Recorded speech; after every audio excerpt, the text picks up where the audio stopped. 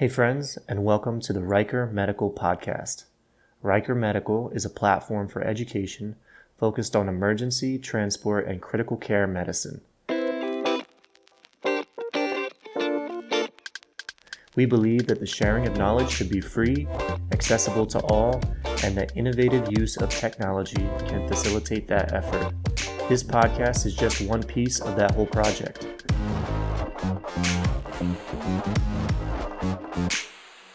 Also, while we may mention medical treatments and interventions along the way, remember that we are just strangers on the internet and don't do things you aren't allowed to do.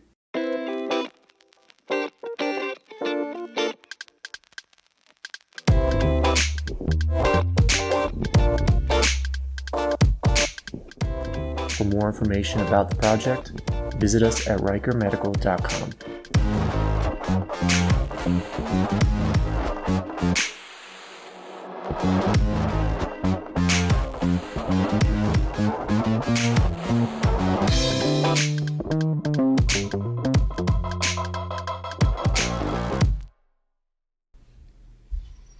Cool. Well, Morgan. Yeah. Thanks for joining. Yeah, man. Thanks for having me. Yeah, for sure. I guess I just thought we could have a chat. I think I have some questions for you, and then you might have some questions for me. Yeah. We don't really have a lot of structure to this, but cool. Sweet. So I guess the first thing I was curious about is you are relatively new to flying. Yeah. And how'd you get here? Well, let's see. I started in the ICU in 2016. And there was a few years of kind of drowning in the education and, all the things that we do in the ICU. Mm-hmm. As I got more, I think kind of like a theme I was thinking of before I came over, it was, that the concept of like fake it till you make it. And at that point, it seemed like I was pretty confident in what I was doing. And even though internally, like, I didn't feel that way, I think one of my coworkers at the time was like, yeah, I've been flying for a couple of years. You should start flying. And I was like, oh, like, you think I'm ready for that? And then she was like, yeah, you should apply. Here's the application. And I was like, oh, okay. So I started flying for a fixed wing company, and it was all PRN at the time. Right on. Which was kind of cool for me because I was working full time in the ICU, and then I would have like my extra days of being on call, and whether we did something or not, it was, you get paid while you're home. So that was pretty sweet. For sure. I always knew that I wanted to go into flight. Like when I got into nursing school, it was like, okay, eventually I'm going to do flight. And so I worked there for like 4 years or so before I came to Air Methods. And yeah, the last year, it's completely different from what I was doing before, in a good way, I think. Yeah. But yeah, to answer your question kind of more shortly, I always knew I wanted to fly. Right on. That's kind of always been a goal of mine. And the hospital you're working at, you were in an ICU, and that's a trauma surgical ICU? Yeah. Right on. Yeah. So, yeah, you know what that's like. For sure. And we were, we would do everything. Yeah. So, and then some background for everyone, like Morgan and I worked together in the ICU, and now we work at the same base for Care Flight here in Santa Fe. Yeah. Or up there in Santa Fe. I guess we're in Albuquerque. Yeah. Yeah. So how has it been, like, the transition from like bedside nursing into like fixed wing flight and then into rotor? Because I think that's a question that like a lot of people have when they're considering whether they want to get into this whole scene in general. Yeah. I think it was pretty similar to starting out in a subacute floor and going to an ICU, like a busy ICU, where you have these expectations and, there's things that you're expected to know and do in the ICU, kind of similar to me in that sense, going from fixed wing to rotor. It was like, okay, now you've learned some things here. apply that and then add on top of, all of the other aeromedical stuff, aeronautical stuff, flight physiology and logistics that you just don't see in an ICU or in a hospital space. The pre-hospital stuff it was quite overwhelming for me at first. Yeah. Yeah, and also like the different patient populations. Like in the nursing side, we tend to like be pigeonholed into one specific patient set. Yeah. Like in our ICU, we never see kids, or we rarely see kids. Right. Yeah. And definitely not babies. Or pregnant women. Yeah, totally. And I remember like a few times like where you get a younger kid, that comes into the ICU, or a pregnant woman, or, post hemorrhage or whatever. And it's like, whoa, what do you mean? Like, I don't know what I'm doing here. Yeah, for sure. Yeah. So yeah, I think that aspect has been challenging for sure in a rotor setting. You're still getting fed information with a fire hose, and it's only been a little over a year for me in that arena. So it still feels pretty. It can feel overwhelming sometimes. Like currently, like I just got through a bunch of quarterly intubations and quarterly stuff that we have to do, and I'm just like stressing to get that done before the 20th, while studying for my CFRN. So right on. When do you test? Next month. Nice. Sweet. Yeah. So yeah, I'm not looking forward to it, but it's a necessary evil in the process. We'll see. It's weird to do like a certification that your job requires you to have. So there's this like added pressure of like, if I fail again and then I lose my job, like that sucks. Yeah, because I guess normally you would like get the certification first, so it's behind you before you transition into the job. Yeah. Huh. Interesting. Yeah. Did you have your CFRN before you started flying? I did. Yeah. Well, I kind of went about it in a different way because I flew as a medic first. Yeah. So I had my FPC already before I got my nursing degree, and at the time we had a different like transition process for medics to become nurses.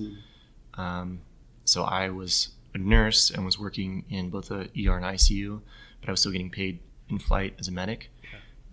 So kind of in protest, I just took all my advanced certs and was like, you guys should pay me more. Yeah. And they were like, no. And I was like, cool, I'm going to leave. And they let me come back eventually. But yeah, that's why I did it that way. I thought maybe I could, shift the seas of a giant company if I like strong arm them in with all my pieces of paper. But they're very no. set in their ways. Yeah, totally. But yeah, that's okay. They let me come back eventually, so it's fine. Yeah.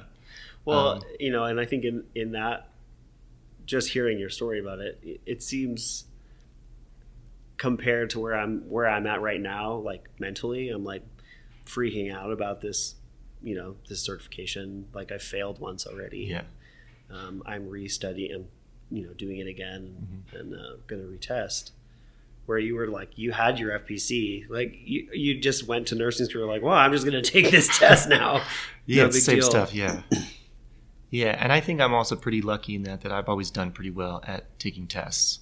Like I recognize that is not the case for a lot of people. Sure. So yeah, I think maybe I had an unfair advantage in that. So. Yeah, I mean, it is what it is, right? Yeah, totally. Everybody has their own thing. Yeah. I've always struggled taking tests. It's just who I am. Yeah, you'll figure it out. Yeah. I'm not worried. Nah, it'll be fine. It'll be fine. And then another question I had for you is like, you did all of your nursing time in like the inpatient side. How do you think about, like in hindsight, do you think there's value in getting ER experience as well? So like most people come to flight either with ER experience or ICU experience. Occasionally we see people have both, but normally like most nurses like follow one track or the other. Yeah. What are your thoughts on that? I think it would depend on where you're at. I've talked to a few people recently that, work full time in the ER and don't really have a lot of experience with titrating drips or using multiple drips to get a certain effect or a certain outcome. I think it would be pretty helpful to have more experience with pediatrics, because that's always like a source of contention with people in general. I think like the universal thought is peds are just challenging in general. Yeah, kids are scary. Yeah, For sure. And so I personally, like, had I thought about that ahead of time, like I probably would have tried to do some more time in pediatrics, not so much in like NICU specific or working in the ER in the hopes that I would get some peds here and there, but like actually like go work in the PICU, go work in the peds ED. Yeah. That I think would be beneficial. Yeah, especially at a hospital like UNM where they have a dedicated peds ER. Yeah. So it is an available option. Right. Huh. Now, the flip side of that, though, I think is, does it really matter? No. For sure. Yeah, that's one thing. I don't know if we ever had this conversation when you were like looking to come fly, is that like all you have to do is, I'm like oversimplifying here, but like to get into a flight program is you have to demonstrate that you're like not an asshole and that you're trainable. Yeah. Like, and then you get along with people, and then they will teach you the things that you don't know yet. So like expecting people to know how to operate in an aircraft when they've never done it is unfair. Like expecting someone to know how to like take care of like a sick OB patient or a kid when they've never done it, that's unrealistic. So yeah, I think. And also, I mean, even when you train, and I think we're going to get to this, but like I got lucky, I think, in that I had a lot of time to train in a rotor, like during my orientation. Yeah. But like some people don't get that at all. Like they're training on fixed wing, and then they're coming to a rotor base and they're like, well, I've never even flown in a helicopter. Like, how do you expect me to work now? Yeah, that's how it was for me. Because when I started here, we only had A-stars in the state. So all of my orientation was on fixed wing. And then like your first rotor shift is like the first time you're like putting on your helmet and NVGs and going to a scene flight. Yeah. And like I was lucky that I had some background in like the EMS side, but I can't imagine like coming into that scene like not having done that. Yeah. Like trying to manage your first scene. Yeah. Without. Yeah. Yeah. I think that's what I came to realize is like the more challenging part of air medical is like the stuff that you just have no exposure to, right? Like like when I went on my first scene call, luckily I was with somebody that knew what they were doing, because I was just like this lost puppy, like wandering around like, yeah, I can carry that. I can do that. Or like, sure. Yeah. Like whatever. Totally. Just like running around, not really being efficient in any way. Yeah. But I think it's also worth remembering that like, that's fine. Like, yeah, I think like we tend to have this perception, like we as like ground EMS people and like nurse in the hospital, that like the flight crews like know exactly what they're doing. Yeah, they're on it all the time. Yeah. No, they just wear cool pajamas. Yeah. That's it. Yeah. No, it has been an interesting experience to see that firsthand too, where, I walk into a room and I'm like, shitting my pants about what we're about to do, like what's going to happen. And everybody's looking at you like, okay, what's next? And I'm like, I don't know. Yeah. Yeah. And sometimes you just got to like do something or like convince everyone else to do nothing, just like make a decision one way or the other. Yeah. You don't necessarily have to do stuff, but like voice a decision and it's probably going to be fine. Well, and so then like going back to this, fake it till you make it concept, right? Mm-hmm. I think it's so, it's very useful, and it can be pretty prevalent in critical care space in general. Mm-hmm. And it does help. It totally helped me get from where I was to where I am. And in the process, like I still struggle with like imposter syndrome, there's a lot that I know and there's a whole lot that I don't know. Yeah. And so then being able to recognize that and have the humility to be like, well, let's confer with someone else. Like, let's get some help from someone else, or, figure that out, I think is still a pretty key attribute to have. Yeah. Yeah. And I think that's normal. Like, yeah, I think if you ever get to a situation where you never have any doubt about what you're doing, like, There's probably just not looking hard enough. Yeah, for sure. Yeah. So yeah, I think like that is a healthy response, because you don't want to be overconfident in what you're doing. Yeah. And like, even for me, like, I've been flying for a long time now. Like, I started flying in like 2013. And like, I forgot the blood at the base the other day going on a seed flight, right? Mm-hmm. So like, yeah, it happens. Like, you make mistakes, and Yeah. it's like part of the game. Yeah. But then owning it. Totally. The owning it is for sure. Yeah. And yeah, we had to we figured it out. It was fine. Yeah. Patient. Yeah. Flew out blood for a long time. Yeah. But it does make you feel really silly, and that's okay. Like, that's part of it. Yeah.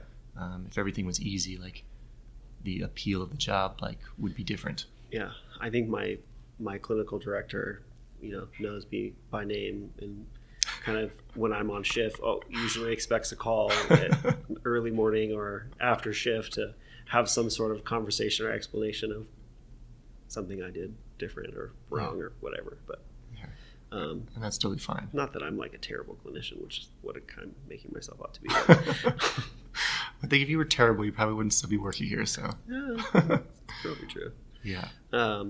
So yeah, I think it's natural to get into the flight world with the skills you have, and then develop as you go. For sure. Yeah, I mean, it totally makes sense. Yeah. And then, like, having made it through this, I guess you could call it like a prolonged transition period from like bedside nursing into flight, you've kind of started a project to help other people navigate this transition as well. You want to talk about that a bit? Yeah. So I started a school group. Are you familiar with school? Only through your project. So it's a pretty cool application. It was developed by some guys that wanted to combine creating a community with monetizing it somehow. Mm-hmm. And so they've done all the back end work on the pages and the applications that you can setting up links and all of that. And so it was pretty easy to set up. Mm-hmm. But the overall goal really for me was coming out of working in the ICU. You work with a set of people pretty much consistently. You're training people daily, mm-hmm. Educating yourself and educating them. I've always felt like the best way for me to learn things is to try and learn it and then teach it to someone else. And I think UNM is pretty pro that, for just sure. Being like the teaching hospital that it is. Mm-hmm. You're expected to like train people like right off orientation, essentially. Sure. And so then not having that kind of community or space where I'm teaching someone else something, and also, I mean, the guys at the base, we've all been there. You guys are all really knowledgeable, and so it's really been cool to learn from you guys about it,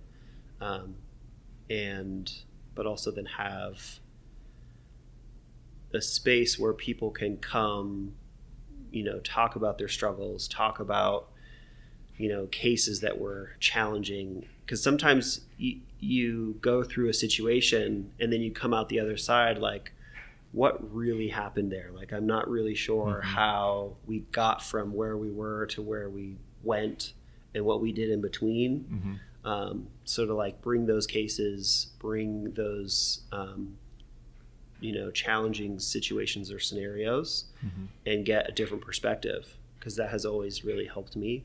For sure. So that's really been the goal for me, to create a space that people can do that in.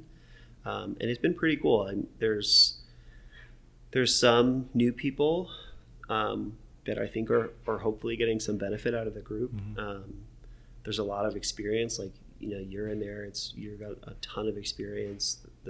Derek Grassley, he's been there for a while, and he's always posting like new and maybe not new things, but like things that I didn't really ever think to do. So being able to pool that kind of knowledge and make it a safe space to share kind of what we're dealing with. For sure. That's been the goal for it. And particularly with our program, like it's like a pretty like distinct difference between like clinician and educator. There are some exceptions there, but for the most part, we tend to like separate that, which is very different from how it's done at the hospital we came from. Yeah. But yeah, that was kind of a similar motivation for me starting this whole project, was like having a platform to like iron out those details about complicated things, or like try and explain something that you think and then you like go to write it down or like make a video on it and you're like, wait a second. Yeah. This is not coming out how I thought it would. Maybe I don't know this as well as I did. Yeah. Or as I thought I did. Yeah. So yeah, that's cool. Well, and that's a cool, I think it takes humility and awareness, right? To look at something and be like, oh yeah, I know this. And then start to talk about it. You're like, wait a second, like I don't think this is actually right. Totally. But to have then a sounding board, like someone to talk to, some group of people to bring that to and be like, does anybody else have any other experience with this? That's always been a big proponent, or I've been a big proponent for that, but also then taking that information and be like, oh yeah, okay, so I can learn something from it. Yeah. Yeah, that's cool. And you also have like I guess you call it a social media presence that accompanies that. Yeah. So, with the school group is the platform that I'm sending people to through the Instagram page. The Instagram page is more of like the marketing side of it, I would say.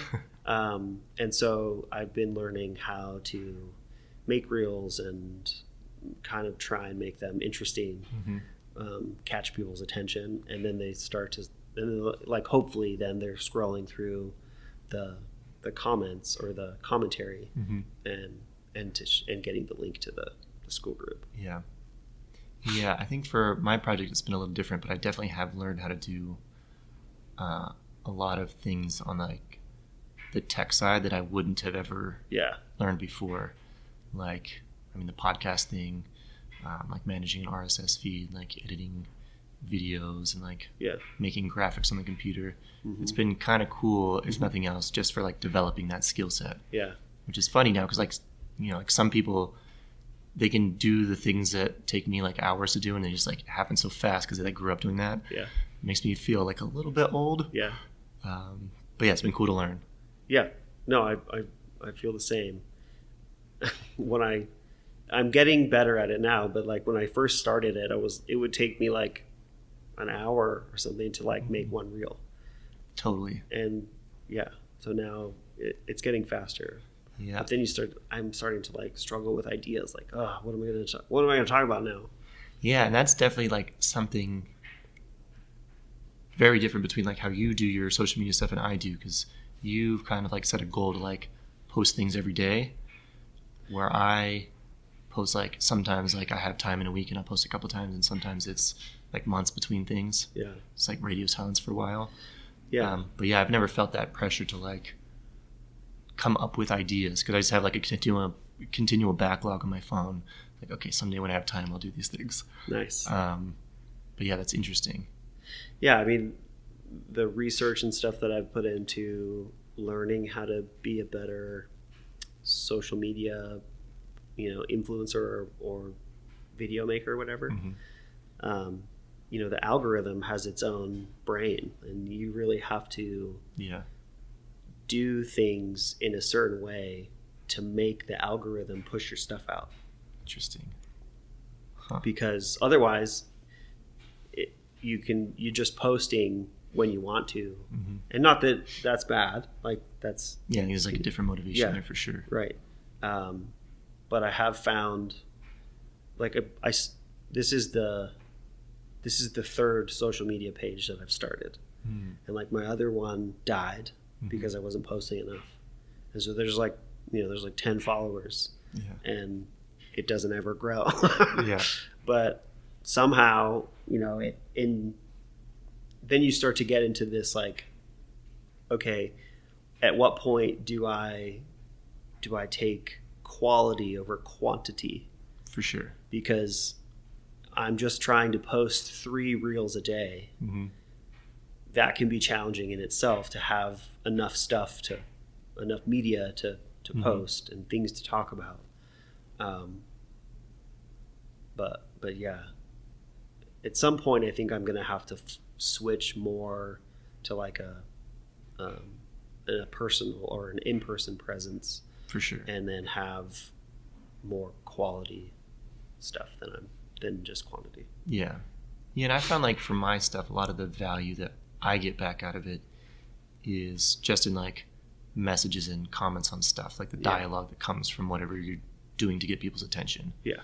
Like maybe someone doesn't actually like care to read the whole thing you posted, but they like the idea, or they like picked out a picture that they recognize or something like that, and they like reach out about it. Yeah. So I think that's pretty cool. Yeah. No, and I do like I made a reel. It's been a few weeks now, and in the moment, it was just something to get out there. Like it has no value to me whatsoever. Like it's literally me like turning the monitor on and off, and then I said something like, because I haven't before flight, I never used the Zoll monitor, and I was like, sometimes I miss the Philips bedside monitor because you can take a blood pressure and it's exactly what you think it's going to be. You know that that's the correct value. In a helicopter, it's not that way sometimes. Yeah. And so many people have been talking about that one reel that's just got like 50,000 views, and they're sharing it. And I'm like, Oh wow.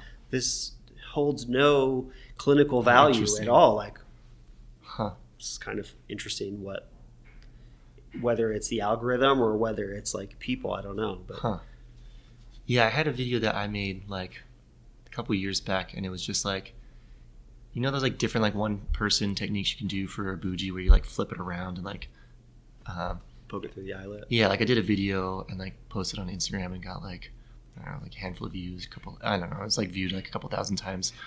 But a few months ago, somebody sent me my video, and someone had put like this like metal music track over top of it, and it had like hundreds of thousands of views on TikTok. And I was like, what the fuck? Like, how does that happen?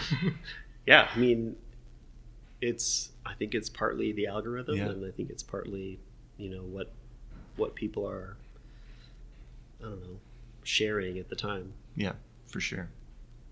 But yeah, it's been a fun project and a fun thing to learn about, kind of on the side. Yeah. I'm not sure what the sound is there. And, what is the construction? Yeah, what's the hope with it? You mentioned that you maybe have to like change your strategy on it eventually. Like, how do you see it going? Yeah, I mean, right now I think it's kind of in its infancy, trying to just create followers and learn kind of where I'm going with it also. Most of my stuff that I put out right now is kind of on like the mental aspect of nursing and flight, just because that's where I'm at, I think. So I think it will change as I change. You mean like just working in the setting in general, like working in healthcare? Working in healthcare, and also like, we have a challenging job. Like, we do a lot of things.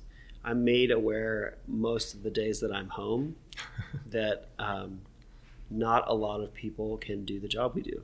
Like, sure. My wife hates hearing about the stories that I have, and she like doesn't want to listen to me, doesn't want to like have a conversation about them. Yeah. And like when I go out and people ask what I do and I say I'm a flight nurse, and they're like, oh my God, like how do you do that? And so anyway, the point I think is that we have a challenging job, and it is good to recognize that. For sure. Because it's easy to get burnt out. I mean, the burnout rate for clinicians is something like 65%. Mm-hmm. We're always in a nursing shortage. We're always in a provider shortage. You know, there's more people leaving healthcare than there are coming in. And so I think it's cool and useful to build awareness for, and also share some of the tips and tricks and things that I've learned along the way that hopefully benefit other people. Yeah, for sure.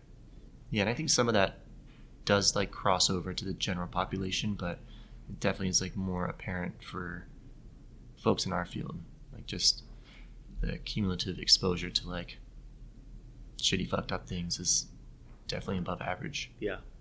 You know, in the ICU too, versus in critical care, it's one of the highest assault areas in the world, in the country. Yeah. Probably in the world. I don't know that statistic, but in the country for sure. Yeah. And yeah, it's shitty, and we still choose to do it anyway. So. Yeah. Moving on to something less sad. Transitioning into flight, what is your favorite part about working in flight? Or like the lifestyle it affords you? Well, I mean, the days off for sure are awesome. I don't think I know of anywhere that you can work 2 days a week. Yeah, it's pretty rad. So that's pretty sweet. And sorry, what was the question? Where? Like, what do you like my about favorite the thing? transition to flight? It's very distracting. It is very distracting. I have really enjoyed the scene call and like getting to fly around in helicopters is just like super fun. Rad. It's super fun. But then like, you know, like one of my favorite things about working in the ICU was when, you know, I would recover an open heart patient, and it would just be me in a room with this critically ill patient, managing all the drips, managing all the chest tubes and outputs, and you know, finding things that could go wrong and preventing them from happening. Along the same lines in flight, you're doing the same thing except with way less information. Totally. Like you show up to a place and you have no idea what this person's background is, what they do on their free time, and you have to figure out how to get them from point A to point B as stably as possible, and work with another human being to do that. And there's just a lot of different variables that go into that. But like that part has been really challenging, and enjoying that challenge has been cool for me to see in myself. You know, you like learn this other person's way of communicating and, you know, thought process, and you can then start to like, you know, just start doing things, and they're right there backing you up or doing the same thing on their end or whatever. It's like this weird little I don't know, microcosm of like things that you're all just like compiling together to like for one immediate goal. Yeah, and on a time crunch. Yeah, that's cool. Yeah, I particularly like that aspect of it, but also it sneaks up on you. You know, like most of the flights we do are pretty routine.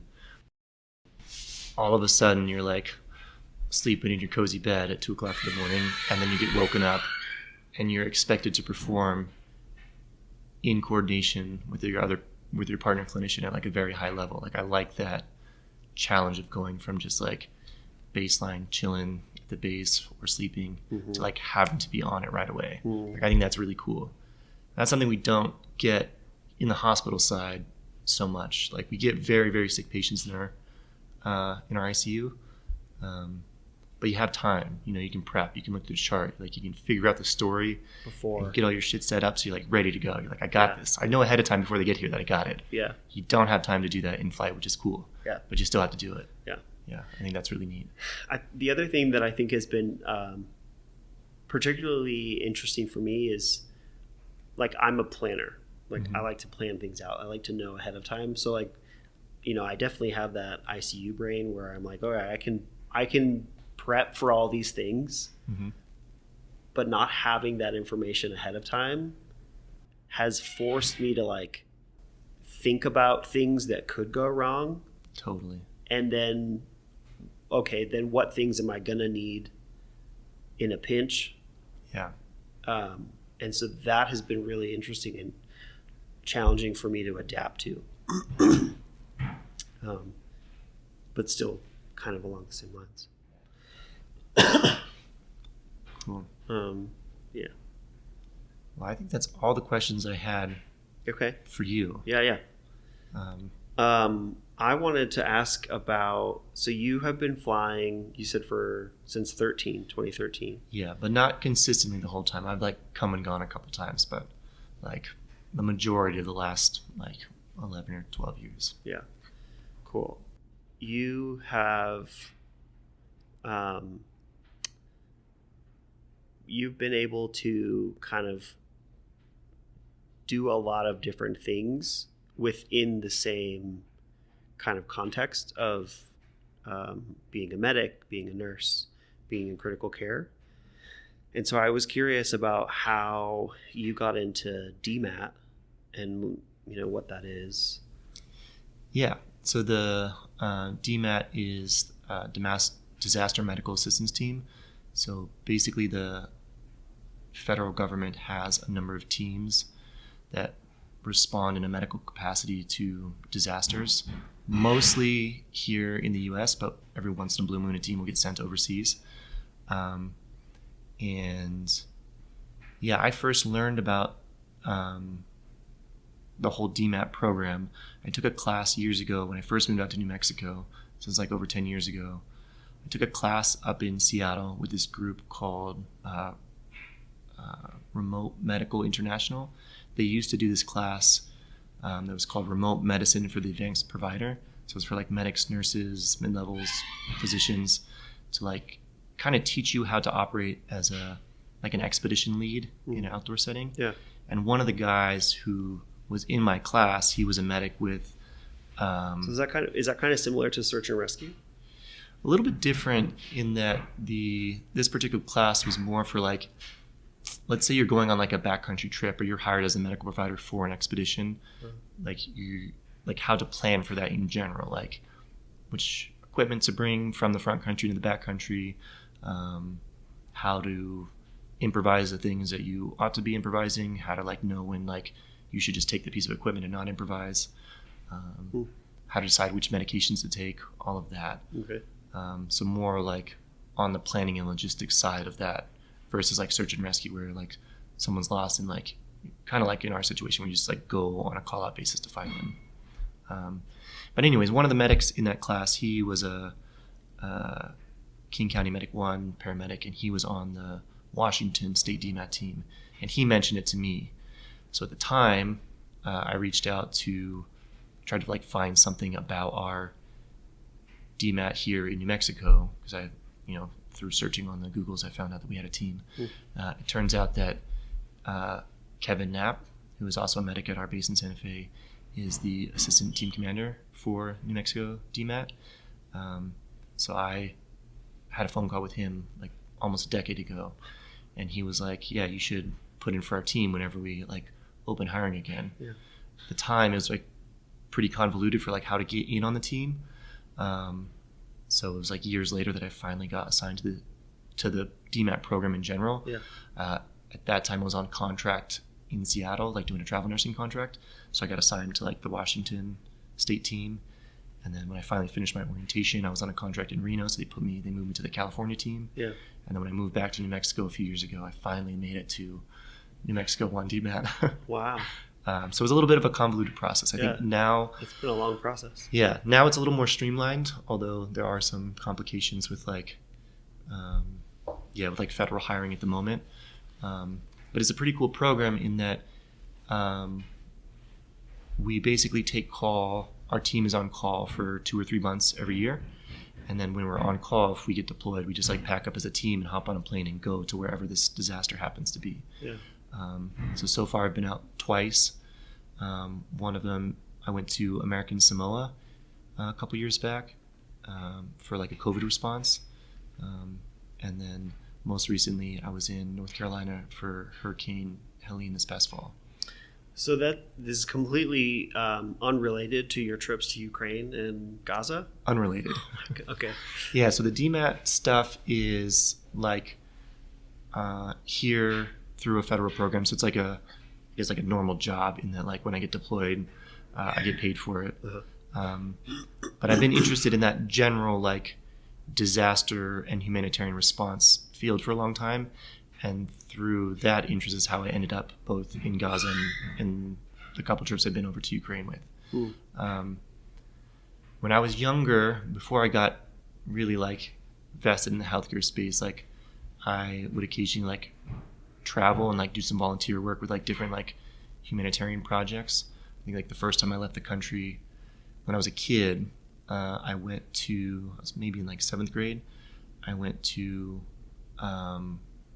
Guatemala with like a church project that was basically someone years ago had like gone to this little village and they put a well at the top of this mountain, and every summer they would go back and like run the piping from the well to another village to like provide water to people. Yeah. And my brother had gone the year before me. He was a couple years older than me, and he had a great time, and he convinced me to go with him. Yeah. So we like sold donuts at church on Sundays for like 6 months to like raise money so we could like go on this trip with the church group. But that kind of like sparked an interest in like doing that kind of thing, like both like traveling and getting like foreign aid. Yeah, like getting out of the country, like putting yourself in a situation where like you have no idea what's going on, and also like finding a way to like give back. Yeah. And then like as I got older and like was a medic and a nurse, like I eventually realized that like I can do both. Like I could do that kind of like international travel and help, and also like work in my field. Yeah. So I've done a lot of different projects over the years. Like working in healthcare overseas, and then just kind of like by chance it kind of evolved into like more like high risk and like conflict stuff. That wasn't really by design. It just sort of like happened that I was like working for a nonprofit that like they also worked in that space, and they kind of included me on some of their projects that kind of pushed me in that direction. Cool. Yeah. So back up a second. So it's unrelated, but kind of related to your trips to Ukraine and Gaza. How did you, so these are just like you found people along your travels or knowing people within DMAT that kind of do this other? Yeah, not necessarily within DMAT, but like in that, I think like the community of like medical providers who like work overseas is like fairly small, and it's kind of segmented. There's like a lot of folks who like work in disaster response. There's another like group of folks who work like in the humanitarian response, and then there's like a smaller group over here that works like in like the more high risk settings. The overlap between them like it kind of varies. You know, there's some people who like straddle 2 or 3 of those, but I've been kind of like exploring opportunities in like all of those spaces for a while. So I just kind of, I guess at this point, like I have a fairly well-established network, so that when something comes up, like I often like am in the loop on like who is putting a roster together to get a team there and what they're doing. So yeah, it took me a long time to like get into that field, like to like like for people who are like interested in like pursuing that type of work, a lot of like stuff, a lot of opportunities are available where you kind of like pay to volunteer, like you pay your own way. to get that experience. But then once you have done that a couple times, then you like know people in the field and they reach out to you, and then like the next step would be to like find projects that are funded where you can actually get your travel paid for, or a stipend, or maybe even like make some money off of it. That kind of goes back to like what we were talking about getting into flight, right? You have to still be like a cool person. Like you have to work well with other people. Totally. You have to know your shit. Yeah, for sure. And especially for like more committing things that are like maybe considered to be a little more dangerous. Like you don't really know like how you're going to do in that setting until you're there, but you sort of have to like prove to someone that like you're at least competent in like the medical side that you're doing, and then you get along with people, and then you're like open to things being a little like unknown. Yeah. And then you like try something a little more challenging, and that goes well. Yeah, you just kind of like keep going. Yeah. Yeah. No, I think that's so cool. If I, were 10 years younger and didn't have as many responsibilities as I do, I would totally jump on that. Yeah. But I wanted to kind of, and this is a cool segue, but like I wanted to get into more of what you have experienced overseas with, your trips to Gaza and Ukraine, kind of, and specifically in how your experiences as a flight nurse and being a medic have contributed to your success over there with, whatever clinical aspects came up. Yeah, so the first time I went over to Ukraine was like right after the initial full-scale invasion. And there was a nonprofit that I was working with at the time. I wasn't working full-time for them, but I had done some work with them before. So they brought me on to go over to Ukraine with them. And we got tasked as part of this like working group to help set up a medevac program to like move patients. Initially, it was like from Western Ukraine, like far away from the front, from Western Ukraine across the border into Poland. And then we coordinated with air medical assets like in Europe to like fly them to other places to get their like reconstructive surgery done. And then eventually that project kind of moved further east to where now they're rendezvousing with like ambulances coming from the front line to pick up patients, or picking up patients in like smaller facilities closer to the front line and moving them back to hospitals in Ukraine. And then other people are taking them like further west. So I guess to answer your question, I guess my skill set initially was more like just like knowing how the system works. And kind of like working there like in more of a coordination role to get this like project started.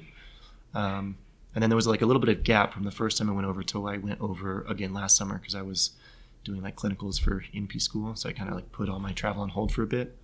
But when I went back both last summer and then over the holidays recently, I was working just as a medic in that program. So just transporting patients. So last summer I was there with another group called Artisans Rescue, and they just do like critical care ambulance transfers. So we're like picking up patients from hospitals, not like super close to the front line, but in that direction, and bringing them back to like a big city where it's a little safer, where they can like get their recovery from surgery. What was the city cared called? On Dnipro. Dnipro? Dnipro. Yeah, Dnipro. And then this last time I went back was with a group called Caddis. They're a group out of Berlin, another nonprofit, and they were working kind of in the same system, but they also work a little further east, like closer to the front line. So they have bases, like one up in Sumy, which is up north, and the one in Sloviansk, which is like further east. And we would pick up patients like a little bit further and then bring them back, either to rendezvous with crews to take them back to Dnipro or to take them all the way back to Dnipro. And in both of those situations, we were doing basically the same stuff we do here on the helicopter, just in an ambulance. So we have we use the same vents. We have like IV pumps. We have like similar pharmacologic capabilities. It's just our patients are almost all trauma. So it's like a slightly different patient set, whereas like here it's mostly medical. Yeah. Yeah. And then this next time I go back in a couple weeks and I'll be working again with a different group, but I'll be in a stabilization point, or a stab point as they call it, which is basically like an ER kind of in a like a safe space removed from the front line where so people are coming to you. Yeah, so they're generally transported to the stabilization point via like a military evac, like a CASEVAC situation. So they'll bring it to us. We'll stabilize them. If there's surgeons there who can like do initial like damage control surgery, like airway management, chest tube type stuff, stop the bleed, then we will put them on ambulances to do the next leg of things. Cool. Yeah. Are those facilities managed by local agencies, or are you seeing a lot of U.S. soldiers and aid and medical personnel there? It's most of the healthcare facilities themselves are all Ukrainian. Some of the stabilization points are staffed by international NGOs. NGOs? Non-governmental organizations. The ones that they're getting all their funding cut from? The ones from the U.S. That's a little bit, yeah. The U.S. ones, but to be fair, like most in that space, most of those facilities, most of those stabilization points don't get any kind of like funding from programs like USAID or anything like that because they are affiliated directly with military units. Oh, okay. So in that humanitarian space, there are like some like overarching principles of like humanitarian aid, and one of them is that you have to be impartial.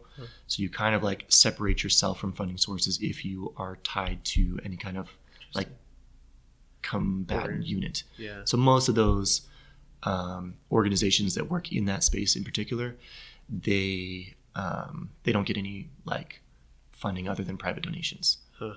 Yeah. Interesting. Yeah. But other groups that work like further away, some of them do get funding, whether like through the WHO or through like the country where their organization is based. Sure. Yeah. Wow, that's really cool, man. I've always, over the last whatever it's been, like year and a half, 2 years since I've known you, I've always been interested in hearing your take and your stories from those trips you do, and it's very admirable, but also like,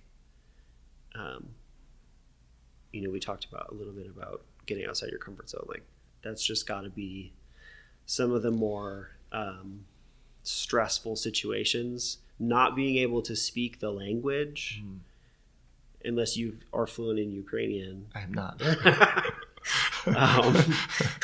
Busted. I know you speak Spanish pretty well, but so yeah, I mean, how do you feel like you deal with that, being able to do that job that you're familiar with, that you've been doing for some amount of years, in an environment that is completely foreign and you don't speak the language? Yeah, I think initially it was an unknown. Like when I first got into like doing medical stuff internationally, or even like just traveling internationally, like I always got like a little bit nervous. And then you realize like, okay, even if I don't speak the language, I can like get around. Like I can like feed myself and find somewhere safe to sleep, right? Yeah. And then the next step is like, can you like do your like job in another setting? And then you like figure out that okay, it's like uncomfortable, but I can like do this. And then then you like add like in a safety factor, like can I still do this if it's like dangerous? Like if it's like, like and then if I'm like responsible for other people in the setting. And then I kind of just like stepwise kind of have like discovered that like I don't suck at it. Like I'm okay in those settings. So like, do you find, so like, I think about this for myself a lot, right? And it's putting yourself in a situation where you're uncomfortable and seeing how you do. Totally. Or do you find it as like, okay, I'm going to try and like know as much as I can about this particular place, this thing that I'm doing, and try and like buff up my knowledge about that and try and make myself as comfortable as possible? Yeah, I think there's a little bit of both. Yeah, I'm trying to think of like a good example. Like I definitely think there's part of me that is down to try something more challenging. Like when the war in Gaza kicked off and there was like options to go over, like I was like, yeah, I'm going to go, but it wasn't like I'm going to go and thrive. I'm ready for this. Yeah, I wasn't like I'm going to go and thrive in the setting. Yeah. But I was like, I'm going to go because it presents a challenge, and I am curious to know like how I do in that setting. Yeah. So where do you think? I'm just curious because like a lot of the stuff that I post about is about like mental fortitude and like mental toughness. Yeah. Where do you think that comes from for you? I mean, I think part of it is like, inherent seems like a little bit of a cop out, but like some people are like comfortable like being uncomfortable and some people aren't. And I think I've always just had that. I don't know if like that was necessarily something that like I intentionally cultivated. Mm-hmm. But on the preparation side, like you were asking about, I do a lot of things to like make that easier. Like I have like pretty regimented like routine, whether I'm like here or overseas, that like helps me like stay calm and like keep it under control. Mm-hmm. And just accepting that there's going to be a lot of unknown and for sure go with the flow. And to be fair, like I think sometimes it's like easier being gone than it is being here. Like there's a lot of things we have to do here. But like there's been times overseas where you don't have any say. Yeah, you don't get to choose what you do, which makes it easier. Easier in the sense that you can just do the thing totally rather than like needing approval. Or you don't have to put so much. You don't have to put any thought into it. Yeah. Like you might appreciate this. I have like a little heart rate monitor, like a Polar H10, whatever, and I like every morning like put it on and like sit for 5 minutes and get like my heart rate variability, and it like gives me like a readiness score for the day. So I'm like, I'm like an 8 or 9, I'm ready to go. Or like I didn't sleep well because we flew all night, and I'm like a 3 or 4. Yeah. But I've been tracking this data for a very long time. Maybe not a very long time, but for me it feels like a long time, like 3 or 4 years now. I have like a heart rate variability and a baseline heart rate for like almost every morning of my life. And the highest numbers I've ever seen was when I was like over in Gaza. And I think part of that is like I didn't have any say in what we were doing. Like I could wake up, eat, go to work, come home, and sleep. And like I didn't have to worry about like there's no money to be spent. I didn't have to worry about like going to work, running late, buying things, finances. Like I didn't even have like a lot of the time that I didn't have access to like communications back home. So like it took a lot of that stuff away that like we tend to stress about here. Yeah, that's really interesting. Actually, I find that very interesting because, we, in our culture, in our society, we're inundated with stimulus. Yeah, and we think it's normal. And we think it's normal, right? We don't even notice it. Yeah. But also, like, my lack of understanding of what it's like to be over in Gaza, right? Like, I've never been there. No idea. All I see is, like, what's on the news. And it occurs to me as, like, a war zone, right? There's just shit happening all the time. Gunfire, bombs, people dying. Like, it occurs to me from this outside perspective as, like, a really stressful, overstimulating environment, but also without all of the things like the traffic or like phone calls or whatever things we're inundated with here.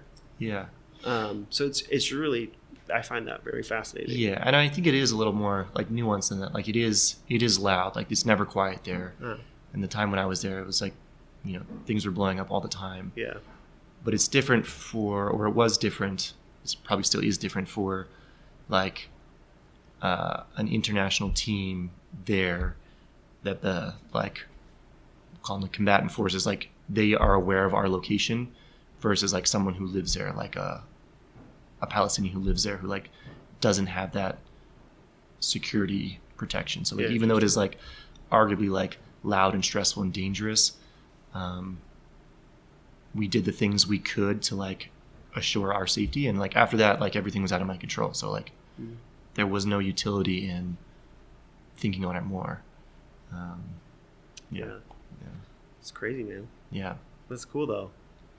Yeah. I think I've been like using this like analogy since I've like come back from Ukraine the last time, that like to try and like explain like how I ended up doing this kind of thing. And I think I've been like describing it as like a Venn diagram. Like when there's something that happens in the world, like something like a conflict or disaster, there's like a lot of people who want to go, like a lot of people want to help, but a very small group of that chunk like have a skill set and demeanor and like the like stability back home to actually go and like make it work. Yeah. And then there are a lot of people that do have the capability to go like do something useful, but they don't want to go or they're not comfortable with the risk. And like the overlap between them is like maybe quite small. And I kind of just by chance like discovered that like I fit in that like the little overlap in that Venn diagram. And like another factor that like really helps is that like both jobs back here in the US have been amazingly flexible with me. Yeah. Like one thing that holds up a lot of people from doing this kind of stuff is like telling your job you want to leave for like 2 months to go somewhere and like not be in touch is like kind of a hard no for almost every other job situation. Yeah. But I've been super lucky that like both like the flight program and the hospital, they are very supportive. So they're like down to let me go. Yeah. That's cool. Yeah. That I find it very cool that you've been able to kind of create your world in that sense, right? Being able to have that flexibility that you want. Yeah. And then do these kind of extreme and awesome things. Thanks. So yeah, Appreciate that. That's pretty cool. Yeah. I had some other questions and I totally forgot them. That's totally fine. Well, if we think of them, we can do this again sometime. Yeah. No, this was really cool. Yeah. Thanks for sharing your thoughts and stuff. For sure. Thanks for coming on. Yeah, man. I always enjoy learning stuff from you. So. And that's pretty much it. Thanks for tuning in. But real quick before we get going, just a couple shout outs. First is to the St. Fisher Church of Evidence-Based Medicine. If you haven't seen their page, definitely go check it out. We used to also give a shout out to the Pragmatic Paramedics. I don't think they're active anymore, but definitely take a look at their back episodes. It's a good podcast. And then lastly, shout out to my friend Josh Pittman and his friend Kevin Pons. They're the ones who put the music together.